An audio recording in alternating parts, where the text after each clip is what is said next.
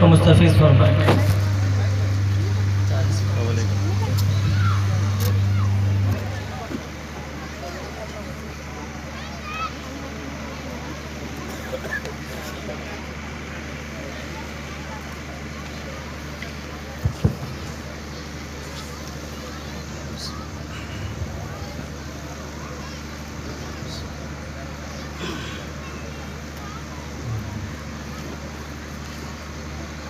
الحمد لله نحمده ونستعينه ونستغفره ونستهديه ونتوكل عليه ونعوذ بالله من شرور أنفسنا ومن سيئات أعمالنا من يهده الله فلا مضل له ومن يضلل فلا هادي له ونشهد أن لا إله إلا الله وحده لا شريك له ونشهد أن سيدنا وشفيعنا وسندنا مولانا محمدا عبده ورسوله أما بعد فأعوذ بالله من الشيطان الرجيم بسم الله الرحمن الرحيم والذين آمنوا وعملوا الصالحات لندخلنهم في الصالحين وقال تعالى إن الذين آمنوا وعملوا الصالحات أولئك أصحاب الجنة هم فيها خالدون وقد قال النبي صلى الله عليه وسلم الجاهلون كلهم هالكون إلا العالمون والعالمون هالكون إلا العاملون والعاملون على خطر صدق الله العلي العظيم وصدق رسوله النبي الكريم۔ اسٹیج پر تشریف فرما حضرات علماء کرام، محترم بزرگوں اور دوستوں، دنیا میں ایک ماں چاہتی ہے کہ میرا بیٹا ترقی کرے اور زندگی کے ہر شعبے میں کامیاب ہو جائے۔ ماں بھی دیکھنا چاہتی ہے اور باپ بھی دیکھنا چاہتا ہے۔ دنیا کی ماں اپنے بیٹے کو ناکام دیکھنا نہیں چاہتی، اور اللہ پاک 70 ماؤں کی ممتا سے بڑھ کر محبت اور شفقت کرنے والا ہے۔ وہ بھی نہیں چاہتے میرا بندہ ناکام ہو جائے، بلکہ اللہ بھی اپنے بندے کو کامیاب دیکھنا چاہتے ہیں۔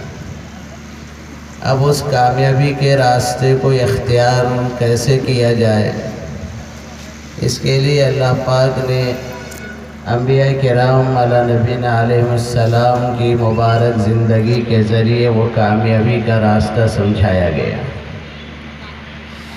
دنیا میں ہر آدمی اپنے اپنے فیلڈ میں کامیابی کو دیکھنا چاہتا ہے، اور دنیا کا دستور اور اصول ہے جس فیلڈ میں جو آدمی جتنا ماہر ہوتا ہے، جتنا فن میں کامیاب ہوتا ہے، دنیا اس کو انعام دیتی ہے۔ دنیا میں کتنے لوگ ہیں جو بڑے بڑے انعامات حاصل کرتے ہیں، نوبل انعام سے آراستہ کیے جاتے ہیں۔ بھائیو، دنیا کی کامیابی اصل کامیابی نہیں ہے، بلکہ آخرت کی کامیابی اصل کامیابی ہے۔ دنیا فانی ہے، یہاں کی ہر چیز فانی ہے۔ آخرت باقی ہے، وہاں کی ہر چیز باقی رہنے والی ہے۔ اللہ پاک نے بھی قرآن مجید میں کامیاب ہونے والوں میں ایسے کامیاب ترین انسانوں کا تذکرہ فرمایا جن کو بہت بڑے بڑے انعامات ملنے والے۔ آدمی دنیا کے انعام کو سمجھ سکتا ہے، دنیا کے انعام کو آنکھوں سے دیکھ سکتا ہے۔ انسان کی آنکھ ایک حد تک کام کرتی ہے، اس کے کان کا سننا بھی ایک حد تک کام کرتا ہے۔ ہماری نگاہ ہمارے سامنے سے آگے نہیں جاتی، لیکن انسان کی جو عقل ہے، وہ عقل کی جو پرواز ہے آنکھ کی پرواز سے زیادہ ہے۔ اور خیال کی جو پرواز ہوتی ہے وہ آنکھ اور عقل کے پرواز سے بھی زیادہ ہے۔ اگر آدمی امریکہ برطانیہ کی سرزمین میں کبھی وہاں کے راستوں پر، شاہراہوں پر، گارڈنوں میں چلا ہوگا، یہاں بیٹھ کر سوچتے ہی اس کا خیال وہاں کے سارے نقشے اس کو دل و دماغ میں ڈال دیتا ہے۔ خیال کی جو پرواز ہوتی ہے وہ بہت اونچی ہوتی ہے، لیکن اللہ پاک آخرت میں جو انعام دیں گے، جو نوبل انعامات آخرت میں دیے جانے والے ہیں، وہ ایسے انعامات ہیں لا عین رأت، نہ دنیا کی آنکھوں نے دیکھا ہوگا، ولا اذن سمعت، نہ کسی کانوں نے سنا ہوگا، ولا خطر علی قلب بشر، کسی انسان کے دل میں خیال تک نہیں گزرا ہوگا۔ اللہ پاک ویسے انعامات دینے والے، اور ہم کو کوشش کرنا ہے صرف کامیابی نہیں بلکہ انعام یافتہ بندوں میں شامل ہو جائیں۔ بڑے بڑے انعامات لینے والے بندے ہم کیسے بنے؟ دو چیزیں بنیادی طور پر ضروری، ایک ایمان اپنے اندرون میں کامل بنانا، دوسرے عمل صالح کرنا۔ ایمان بھی ضروری، عمل بھی ضروری۔ خالص ایمان لائے عمل نہ کرے وہ بھی ناکام، جو کوئی عمل کرے ایمان اندرون میں نہ ہو وہ بھی ناکام۔ ایمان کا مطلب عقیدہ صحیح ہو، عمل الصالحات کا مطلب ہے کہ عمل صحیح ہو۔ جس کا عقیدہ صحیح ہوگا، عمل صحیح ہوگا، اللہ نے وعدہ فرمایا ہے کہ بڑے بڑے نوبل انعامات لینے والوں میں شامل کروں گا میں۔ ہم نماز میں دعا مانگتے ہیں اللہ پاک سے، اہدنا الصراط المستقیم، اے اللہ سیدھے راستے پر چلائیے، صراط الذین انعمت علیہم، ان لوگوں کے راستے پر چلائیے جن کو آپ بڑا انعام دینے والے۔ بڑا انعام کن لوگوں کو ملے گا؟ وہ چار طبقے ہیں، من النبیین والصدیقین والشہداء والصالحین۔ پہلا طبقہ نبیوں کا ہے، دوسرا طبقہ صدیقین کا ہے، چوتھا جو طبقہ ہے شہدی، تیسرا طبقہ شہداء کا ہے، چوتھا طبقہ صالحین کا ہے۔ چوتھا طبقہ صالحین کا ہے۔ پہلے طبقے میں داخلہ ممنوع ہے، نبیین کے درجے کو کوئی نہیں پہنچ سکتا، اور صدیقین میں سب سے اونچا درجہ سیدنا ابو بکر صدیق رضی اللہ عنہ کا ہے، ان کے درجے کو کوئی نہیں پہنچ سکتا۔ شہداء میں سیدنا عمر بن الخطاب رضی اللہ عنہ، عثمان غنی رضی اللہ عنہ، حضرت علی کرم اللہ وجہہ، سید الشہداء حضرت حمزہ رضی اللہ عنہ، یہ ان کا اونچا درجہ ہے، ان کے درجے کو کوئی نہیں پہنچ سکتا، سب اس کے بعد ہی کے درجے ہیں۔ لیکن ہر مسلمان کو کامیاب ہونے کے لیے صالحین کے طبقے میں شامل ہونا ضروری ہے۔ اگر اس طبقے میں شامل ہو جائیں گے تو اللہ کی بارگاہ انعامات پانے والوں میں شمار ہوں گے۔ اسی لیے اللہ پاک سے روزانہ نماز میں ہم کو دعا میں سکھایا گیا، اے اللہ اس سیدھے راستے پر چلائیے جن کو آپ انعام دینے والے ہیں۔ تو اس طرح بندہ عمل صالح پر جو ہے لگ جائے۔ عمل صالح، نیک عمل کے وجود میں آنے کے واسطے دو کام ضروری ہے، دو کام بنیادی ضروری ہے، تب جا کر نیک عمل بنے گا۔ نیک عمل بننے کے لیے پہلی چیز نیت صحیح ہونا ہے، اور وہ طریقہ اسلامی ہونا ہے۔ اگر آدمی عمل بڑا سا بڑا کر لیا، اندرون میں نیت صحیح نہ ہو تو وہ عمل اللہ کے یہاں قابل قبول نہیں۔ بہت سے لوگ نیک عمل سمجھتے ہیں، اللہ کی نظر میں وہ گناہ ہے۔ اچھی طرح سبق سمجھ لینا چاہیے۔ آدمی کو نیک عمل کرنے کے لیے بنیادی طور پر یہ ضروری ہے نیت بھی صحیح ہو، طریقہ بھی صحیح ہو۔ نیت صحیح ہوگی، طریقہ صحیح ہوگا، وہ نیک عمل اللہ کے نزدیک نیک عمل سمجھا جائے گا۔ کتنے لوگ ہیں اپنے عمل کو نیک سمجھ رہے ہیں پر اللہ کی نظر میں وہ نیک عمل نہیں ہے۔ جب نیک عمل نہیں ہے تو پھر صالحین میں کیسے شامل ہوں گے؟ جیسے اس کو اچھی طرح آپ سمجھ لیں، آدمی نماز پڑھتا ہے، نماز ایک بہت بڑی عبادت ہے، لیکن نماز کس کے لیے پڑھنا ہے؟ اللہ کو راضی کرنے کے لیے پڑھنا ہے۔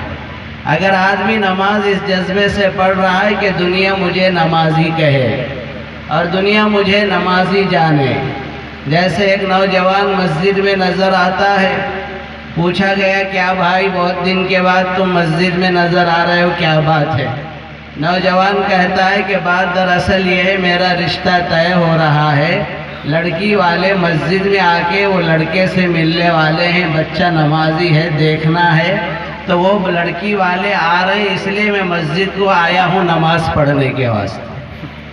ظاہر بات ہے مسجد میں آیا اچھا عمل ہے، نماز پڑھا اچھا عمل ہے، مگر رضا اللہ کی رضا نہیں ہے، مخلوق کی رضا ہے۔ یاد رکھو آقا تاجدار بطحا محمد الرسول اللہ صلی اللہ علیہ وسلم نے ارشاد فرمایا، الریا و شرکن، دکھلاوے کا کوئی عمل تم کرو گے، وہ عمل کیا ہے؟ وہ بڑا گناہ، شرک والا گناہ ہے۔ وہ عمل کیا ہے؟ وہ ہے شرک ہے، شرک والا گناہ ہے۔ تو اس لیے ہمارے پتہ نہیں کتنے عمل ظاہر میں تو عمل ہو رہے ہیں، مگر اخلاص کے نہ ہونے کی وجہ سے اللہ کی نظر میں وہ عمل صالح نہیں ہے۔ حاجی صاحب حج کو جا رہے ہیں، جذبہ یہ ہے کہ دنیا مجھے حاجی کہے، اس کے لیے اخبارات میں فوٹو وغیرہ اشتہار دے کر جا رہا ہے، دنیا دیکھ رہی کہ فلاں صاحب حج کو جا رہے ہیں۔ اور بعض لوگ ایسے بھی ہیں جن کے نام کے شروع میں حاجی نہیں لکھا جاتا تو غصہ آتا ہے اور کہتے ہیں کہ صاحب معلوم نہیں میں حج کیا ہوں اور مجھے لوگ حاجی کہتے ہیں۔ ارے حج کیا تو دنیا کے لیے کیا کہ اللہ کو کے لیے کیا ہے؟ جو عمل اللہ کے لیے کیا جاتا ہے وہی نیک عمل ہے، ورنہ وہ نیک عمل نہیں ہے، وہ نیک عمل نہیں ہے۔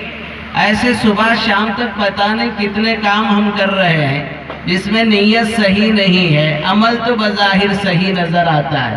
کتنے لوگ ایسے ہیں جن کی نیت صحیح ہے مگر طریقہ صحیح نہیں ہوتا۔ مثال کے طور پر کوئی شخص کسی دولت مند کے جیب سے 1,00,000 روپے چرا لیتا ہے اس غرض سے کہ صاحب غریبوں میں تقسیم کروں، فقراء میں تقسیم کروں، مساکین میں تقسیم کروں۔ جذبہ تو اچھا ہے پر طریقہ جو ہے غلط ہے کہ آپ جیب سے چراتے ہیں، یہ چوری ہے۔ اور پتہ نہیں ایسے لوگ بہت سے غلط کام، حرام کام کا ارتکاب کرتے ہیں۔ صاحب رشوت لینے والے رشوت لے رہے ہیں، سود لینے والے سود لے رہے ہیں، پھر صاحب کرنا نہیں مولانا وہ رشوت جو لیتا ہوں میں تھوڑا اللہ کے راستے میں صدقہ کر دیتا ہوں، سود جو لے رہا ہوں اس کو بھی میں اللہ کے راستے میں تھوڑا خرچ کر دے رہا ہوں۔ یاد رکھو اس عمل میں جو پیسہ حرام طریقے سے آیا ہے، قرآن مجید میں اللہ پاک نے صاف فرمایا وَلَا تَتَيَمَّمُوا الْخَبِيثَ مِنْهُ، خبردار اس خبیث مال میں اجر و ثواب کی بھی نیت کرنا جرم ہے، ثواب کی نیت کرنا بھی جرم قرار دیا گیا ہے۔ اس طرح ہم صبح سے شام تک کون سا ہمارا عمل اللہ کے نزدیک قبول ہو رہا اور قبول نہیں ہو رہا، اس کے جاننے کے لیے علم ضروری ہے۔ آج علم کی کمی نہ ہونے کی وجہ سے آدمی بہت سی ہلاکتوں میں پڑ رہا ہے۔ اسی لیے آقا تاجدار بطحا محمد الرسول اللہ صلی اللہ علیہ وسلم نے صاحب ارشاد فرمایا الجاہلون کلہم ہالکون، جو علم نہیں حاصل کرتے جہالت میں پڑے ہوئے ہیں، اندھیرے میں پڑے ہوئے ہیں، غفلت کی جو ہے وادیوں میں پڑے ہوئے ہیں، یہ سب ہلاک ہونے والے ہیں۔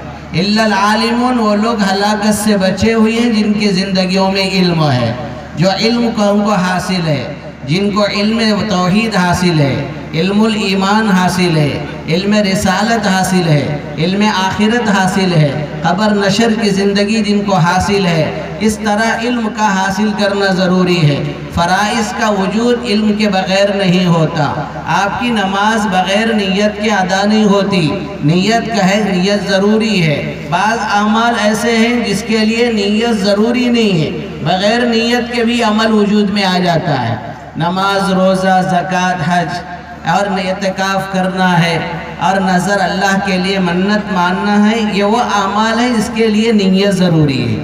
بغیر نیت کے نہ نماز ادا ہوتی ہے، بغیر نیت کے نہ روزہ ادا ہوتا ہے، بغیر نیت کے زکوٰۃ ادا نہیں ہوتی۔ لیکن بعض اعمال ایسے ہیں جس کے لیے نیت نہ بھی کرو عمل وجود میں آ جائے گا۔ جیسے وضو ہے، وضو کے لیے آپ پاکی کی نیت کریں تو ثواب ملے گا۔ اگر کسی نے نیت نہ کی، بغیر وضو کی نیت کے وضو کر لیا، وضو تو ہو جائے گا، اس کا وضو ہو جائے گا۔ ایک آدمی غسل کے لیے غسل کر رہا ہے، بیٹھا ہے، تاہم پاکیزگی کی نیت کرنا کافی ہے۔ اگر کوئی پاکی کی نیت کے بغیر بھی غسل کر لیا، غسل ہو جائے گا۔ اسی طرح یاد رکھنا چاہیے، یہ بھی علم ضروری ہے کہ طلاق ایک ایسا عمل ہے جس کے پیچھے نیت ضروری نہیں ہے۔ بغیر نیت کے بھی طلاق ہو جاتی ہے، بغیر نیت کے بھی طلاق ہو جاتی ہے۔ بلکہ آقا تاجدار بطحہ محمد الرسول اللہ صلی اللہ علیہ وسلم نے فرمایا، 3 چیزیں ایسی ہیں جس کے لیے نیت ضروری نہیں ہے۔ ہنستے ہوئے بولو تو بھی ہو جائے گا، غصے سے بولو تو بھی ہو جائے گا، جی مسکراتے ہوئے اچھے موڈ میں بھی بولو ہو جائے گا، اور خراب موڈ میں بھی بولو تو ہو جائے گا۔ فرمایا وہ 3 چیزیں کیا ہیں؟ الطلاق والنکاح والعتاق، ایک نکاح ہے، دوسرے طلاق ہے، اور تیسرے جو ہے غلام کو آزاد کرنا ہے۔ بغیر نیت کے بھی بول دیا تو ہو جائے گا۔ کتنے نوجوان ہیں وہ آ کر کہتے ہیں مولانا میں نے زبان سے تو طلاق کہا پر نیت نہیں کی۔ میاں اس میں نیت کام نہیں آئے گی، زبان سے نکلنا کافی ہے۔ کوئی نوجوان آج تک یہ نہیں کہا مولانا وہ چچا کی زبردستی سے میں نے قبول کیا کہا، پر میں نکاح میں جو ہے بیوی کو لینا نہیں چاہتا، آج تک کسی نے نہیں کہا۔ جی معلوم ہے دل میں تب راضی ہو یا دل ناراض ہو، زبان سے میں نے قبول کیا کہتے ہی وہ نکاح ہو گیا۔ وہ اس میں کسی کو اشکال نہیں ہوا کہ مولانا میں نے قبول کیا کہ پیچھے نیت نہیں کرے تو بھی ہوتا کیا۔ جیسے آپ کا نکاح بغیر نیت کے ہو گیا، وہی آقا سرکار دو عالم صلی اللہ علیہ وسلم نے فرمایا بغیر نیت کے بھی طلاق واقع ہو جائے گی۔ پھر یہ مسئلہ نہیں پوچھنا طلاق دے دیا مولانا نیت نہیں کیا تھا۔ وہ بات سمجھ میں آ رہی؟ علم ضروری ہے۔ آج علم نہ ہونے کی وجہ سے امت مسلمہ کے بہت سے نوجوان اپنی بیویوں کو 100 طلاقیں دے رہے ہیں اور حرام زندگی ان کے ساتھ گزار رہے ہیں۔ یاد رکھنا آقا رسول اللہ صلی اللہ علیہ وسلم نے فرمایا اگر 3 طلاق کوئی مرد دیتا ہے، قرآن نے بھی فیصلہ دیا ہے کہ ہمیشہ ہمیشہ کے لیے بیوی حرام ہو جائے گی جب تک کہ حلالہ نہ کرے۔ علماء نے صاف لکھا ہے اگر اس کے ساتھ وہ زندگی گزارتا ہے تو جب بھی اس کے ساتھ ہم بستری کرے گا غیر عورت سے زنا کرنے کے برابر ہے۔ یہ اللہ کا قانون ہے، علم نہیں ہے۔ علم کا حصول بہت ضروری ہے۔ آج علم نہ ہونے کی وجہ سے وضو صحیح ہو رہا نہیں ہو رہا، جی اس کے ساتھ ساتھ آدمی غسل کن صورتوں میں فرض ہے کن صورتوں میں فرض نہیں ہے، یہ معمولی بنیادی باتیں معلوم ہی نہیں ہمیں۔ علم ایک اٹھا سمندر ہے جس کا کوئی کنارہ نہیں ہے۔ لوگ سمجھتے ہیں مدارس میں پڑھنے کے لیے چھوٹے بچوں کو شریک کیا جائے، حالانکہ آقا رسول اللہ صلی اللہ علیہ وسلم نے پہلے لوگوں میں بے طلب دین کو جو ہے آپ نے عام فرمایا، دعوت و تبلیغ کی محنت کو عام فرمایا۔ سرکار دو عالم صلی اللہ علیہ وسلم کے اعمال 3 طرح کے ہیں۔ اس قرآن پاک میں اللہ نے فرمایا لَقَدْ مَنَّ اللَّهُ عَلَى الْمُؤْمِنِينَ إِذْ بَعَثَ فِيهِمْ رَسُولًا مِّنْهُمْ يَتْلُو عَلَيْهِمْ آيَاتِهِ وَيُزَكِّيهِمْ وَيُعَلِّمُهُمُ الْكِتَابَ وَالْحِكْمَةَ۔ اللہ تعالیٰ فرماتے ہیں میں نے اپنے محبوب کو 3 کاموں کے واسطے بھیجا۔ پہلا کام آپ کا دعوت و تبلیغ۔ پہلے دعوت فرض ہوئی ہے، بعد میں نماز روزہ زکوٰۃ حج وغیرہ فرض ہوئی ہے۔ اسی لیے اللہ کے نبی علیہ السلام نے بے طلبوں میں محنت کر کے ان میں طلب پیدا کی۔ جتنے طلب والے آتے تھے آقا سرکار دو عالم صلی اللہ علیہ وسلم نے اپنے دست مبارک سب سے پہلی اسلامی یونیورسٹی مکہ المکرمہ میں دار ارقم میں قائم فرمائی۔ وہاں بیٹھ کر آپ پڑھاتے تھے حضرات صحابہ کرام کو۔ یہ چھوٹے معصوم بچے نہیں تھے آپ کے پاس پڑھنے والے، آپ کے پاس پڑھنے والے سیدنا ابو بکر صدیق رضی اللہ عنہ، عمر فاروق رضی اللہ عنہ، حضرت عثمان غنی رضی اللہ عنہ، بڑے بڑے صحابہ حضور صلی اللہ علیہ وسلم کے پاس تعلیم سیکھا کرتے تھے۔ اور یاد رکھنا چاہیے اللہ پاک نے دین اور اسلام کے پھیلنے اور پھولنے کا ذریعہ جہاں دعوت و تبلیغ کو بنایا ہے وہیں مدارس کو بنایا ہے۔ معلوم ہونا چاہیے سیدنا عمر بن خطاب رضی اللہ عنہ کو جو کچھ ایمان ملا ہے دار ارقم کے مدرسے کی برکت میں ملا ہے۔ جو کچھ ایمان ملا ہے ان کو مکہ المکرمہ کے دار ارضی دوسرے مدرسے کے اندر احساس دلایا گیا۔ آقا سرکار دو عالم صلی اللہ علیہ وسلم گھروں میں تعلیم کو عام کرنے کی تاہبات فرماتے۔ جہاں مکہ المکرمہ میں پہلا مدرسہ دار ارقم خود حضور نے قائم فرمایا، دوسرا مدرسہ سیدنا عمر بن خطاب رضی اللہ عنہ کے گھر میں بہن نے اپنے گھر میں مدرسہ شروع کیا۔ سب سے پہلے پڑھانے والے حضرت خباب رضی اللہ عنہ ہیں، جو کہتے ہیں جس موقع پر اللہ کے نبی علیہ السلام کی سب سے زیادہ دشمنی تھی عمر بن خطاب رضی اللہ عنہ، ایک مرتبہ تلوار لے کر چل پڑے۔ اس تلوار کے ذریعے محمد عربی صلی اللہ علیہ وسلم کا سر ہی قلم کر دوں کہ حضرت سعید رضی اللہ عنہ سے ملاقات ہوئی۔ پوچھا کہ عمر کیا بات ہے، تیور بدلے ہوئے ہیں؟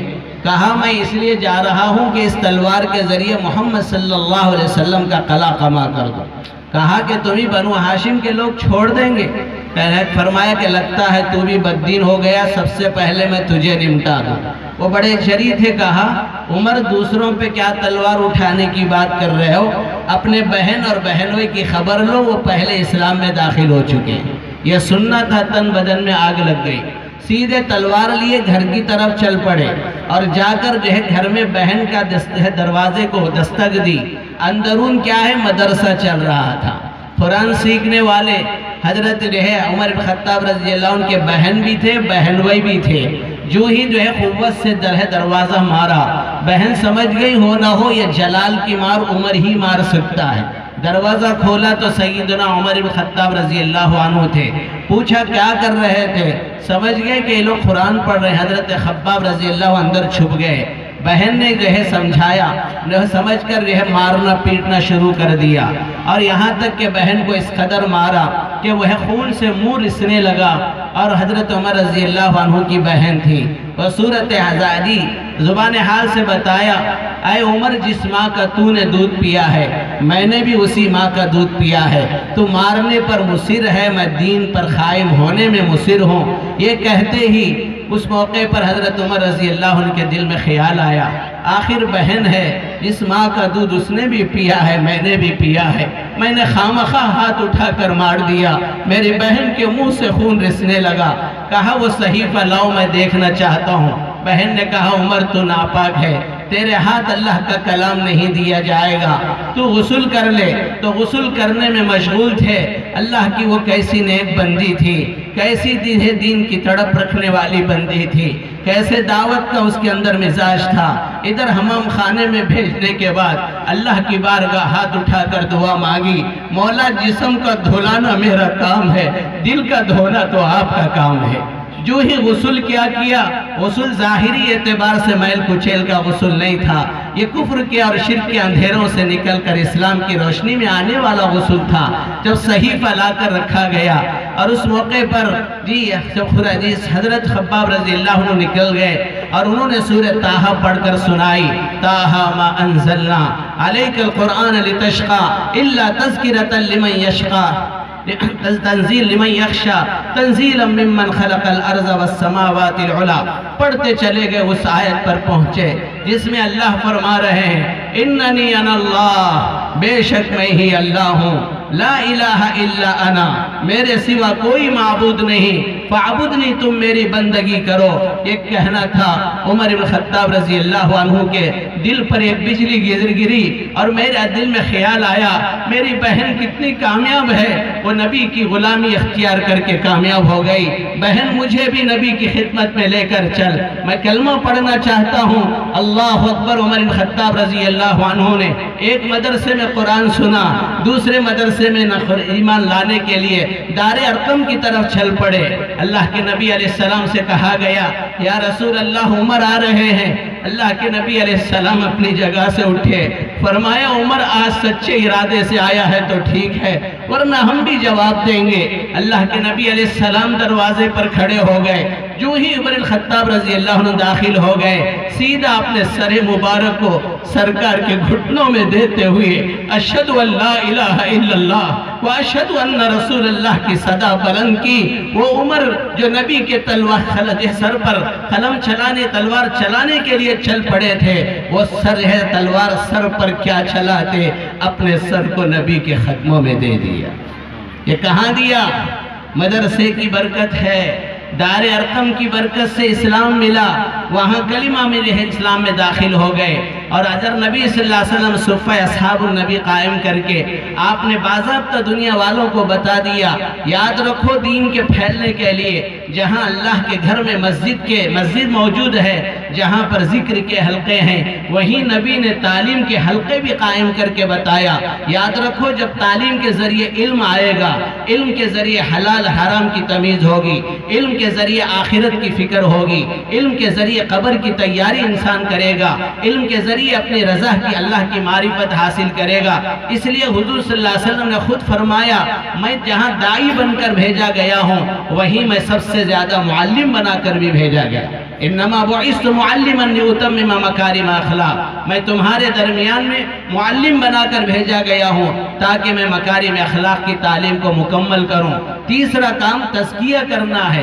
اللہ کے نبی علیہ السلام حضرات صحابہ کے قلوب کو گندگیوں سے نکال کر اور جو ہے اللہ کی محبت اور معرفت سے جو ہے منور کیا کرتے تھے۔ بھائیو آج ہم میں بہت سی بیماریاں ہیں، آج جو ہے کام کرتے ہوئے آدمی کے اندر فخر آ جاتا ہے، کبھی آدمی کو کسی عمل میں آگے بڑھنے کے اندر جو ہے تکبر پیدا ہوتا ہے۔ یاد رکھنا چاہیے اگر یہ بیماری ایک عجب کی آ جائے، عجب وہ خطرناک بیماری ہے جو خود ابلیس کو اس نے بھٹکا کر رکھ دیا۔ ابلیس نے یہی تو کہا تھا انا خیر منہ خلقتنی من نار وخلقتہ من طین۔ اللہ نے کہا کہ اے ملائکہ سب کے سب سجدے میں چلے جاؤ، سب سجدے میں چلے گئے، پر ابلیس سجدے میں نہ گیا، ابلیس سجدے میں نہ گیا۔ اللہ نے پوچھا کہ ابلیس کیا بات ہے تو سجدہ کیوں نہیں کرتا؟ اس کے اوپر جو ہے اللہ کا عشق غالب نہیں تھا۔ ایک ہوتا ہے عشق اور ایک ہوتی ہے عقل۔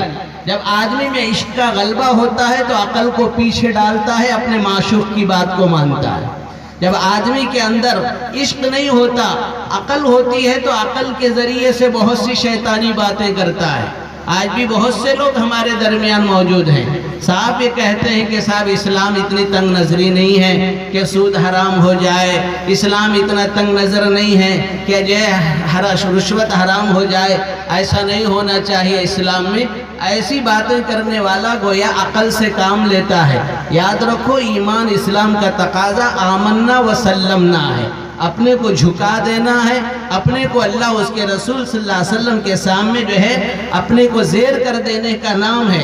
جس میں عشق ہوتا ہے، عاشق جس کے اندرون میں اللہ کی محبت ہوتی ہے، رسول اللہ صلی اللہ علیہ وسلم کی محبت ہوتی ہے، وہ عشق اس کے عقل کو پر غالب آ کر عقل کو بھی جھکا دیتا ہے۔ جس میں عشق نہیں ہوتا، جس میں محبت نہیں ہوتی، جس میں اللہ اس کے رسول سے تعلق نہیں ہوتا، یہ عقلی باتیں کرتا ہے۔ ابلیس نے یہی کہا اے اللہ آپ نے آدم کو مٹی سے بنایا اور مجھے آپ نے آگ سے بنایا، مٹی کو اوپر اچھالو تو خاصیت یہ ہے کہ نیچے آئے گی، اور آگ کو نیچے لگاؤ تو اوپر کی طرف جائے گی، میں اوپر جانے والا پلٹ کر نیچے والے کی طرف کیسے آؤں؟ انا للہ وَإِنَّا إِلَيْهِ رَاجِعُونَ۔ اپنے کو بہتر سمجھا۔ یاد رکھو کوئی بھی آدمی اللہ کسی کا محتاج نہیں ہے۔ اللہ ہدایت پر دینے پر آتے ہیں تو پرندوں سے بھی کام لے کر بتا دیں، اللہ کام ہدایت لے دینے پر آتے ہیں چونٹیوں سے بھی کام لے کر بتا دیں، اللہ کام لینے پر آتے ہیں شیروں سے بھی کام لے کر بتاتے ہیں۔ اس لیے بھائیو ضروری ہے ہمارا ہر عمل صالح ہو، اس کے لیے ضروری ہے علم ہو کہ اگر ہمارا عمل صالح نہیں ہے تو اللہ کے پاس قابل قبول نہیں ہے۔ اس لیے اللہ والوں نے صاف فرمایا ہے اپنے اندر اخلاص پیدا کرو، ہر کام کے کرنے سے پہلے سوچو دنیا کو بتانا مقصود ہے یا میرے مولا کو خوش کرنا مقصود ہے۔ ہر عمل کی طرف قدم بڑھانے سے پہلے دیکھو میرا مولا اس سے خوش ہے یا ناخوش ہے۔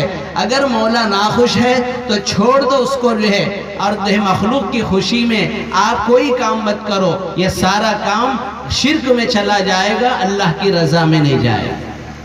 اس لیے بھائیو یہ محنت کرنا ہے، علم کو عام کرنا ہے۔ اسی لیے ہمارے اکابرین یہی فرما رہے ہیں، جہاں مسجد ہو وہاں مدرسہ ہو، جہاں مسجد ہو وہاں مکتب ہو، اس کی محنت کی جائے، باضابطہ کہا جا رہا ہے، اور ہم کو آگے بڑھنا ہے۔